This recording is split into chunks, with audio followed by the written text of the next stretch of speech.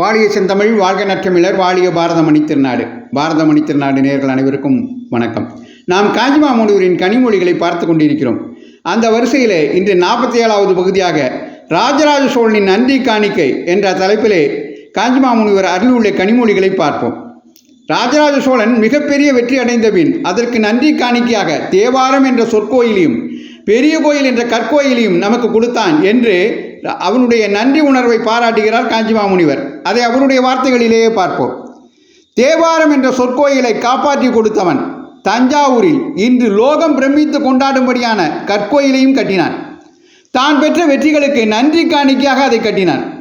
வடக்கே இப்போது ஒரிசா என்கிறோமே, அந்த கலிங்கம் வரை படையெடுத்து போய் கோதாவரி கிருஷ்ணா நதிகளுக்கு மத்தியிலே கீழே சாளுக்கியர்கள் ஆண்டு கொண்டிருந்த வேங்கி நாடு, தெற்கு ஈழம் என்னும் இலங்கை, இப்போது லட்சத்தீவு என்கிற அரேபியன் சி ஐலண்ட்ஸ் எல்லாவற்றையும் ஜெயித்துத்தான் ராஜராஜன் என்ற காரண பெயர் வாங்கினான். அவனுடைய சொந்த பெயர் அருள்மொழிவர்மன் என்பது. பெயருக்கேற்ப தேவாரமாகிய அருள்மொழிகளை கண்டுபிடித்து கொடுத்திருக்கிறான்.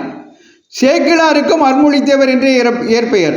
அவர் அருள்மொழியான பெரிய புராணத்தை செய்திருக்கிறார்.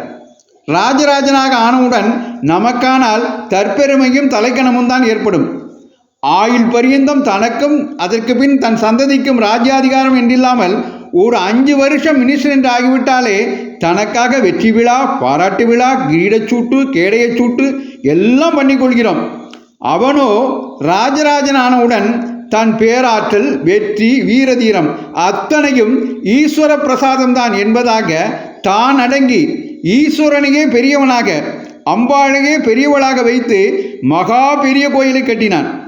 பெருமையெல்லாம் பகவானை சேர்ந்ததுதான் என்று உணர்த்தும்படியாக அந்த கோயிலில் எல்லாம் பெருசாக, பேர்களிலும் பெரிய சம்பந்தம் இருக்கும்படியாக செய்தான். இங்கே ஈஸ்வரனுக்கும் ராஜராஜனை முன்னிட்டு ராஜராஜேஸ்வரம் என்று வாசஸ்தானம் ஏற்பட்டிருக்கிறது. ராஜராஜனும் பெரிய பேட்டன் ஆஃப் ஆர்ட்ஸ். பொழுதுபோக்காக மட்டும் இல்லாமல் ஃபைன் ஆர்ட்ஸ் என்பவை ஜீவனை ரிஃபைன் பண்ணி பரமாத்மாவிடத்தில் கொண்டு போய் கலக்கும்படியாக செய்ய வேண்டும் என்ற பெரிய லட்சியம் உள்ளவன். அதனால் வேதமும் திருமுறைகளும் ஓதுவது மட்டுமில்லாமல் தமிழ், சமஸ்கிருதம் இரண்டிலும் ஈஸ்வரபரமான வேறு பாடல்களும் பாடுவதற்கென்று ஆரியம் பாடுவோர், தமிழ் பாடுவோர் என்று 2 சாராரை ராஜராஜேஸ்வரத்தில் ஞாபித்தான். ஆரியம் பாட 3 பேர், தமிழ் பாட 4 பேர். இவ்வாறாக ராஜராஜனுடைய நன்றி உணர்வை நமக்கு விளக்குகிறார் காஞ்சிமாமுனிவர்.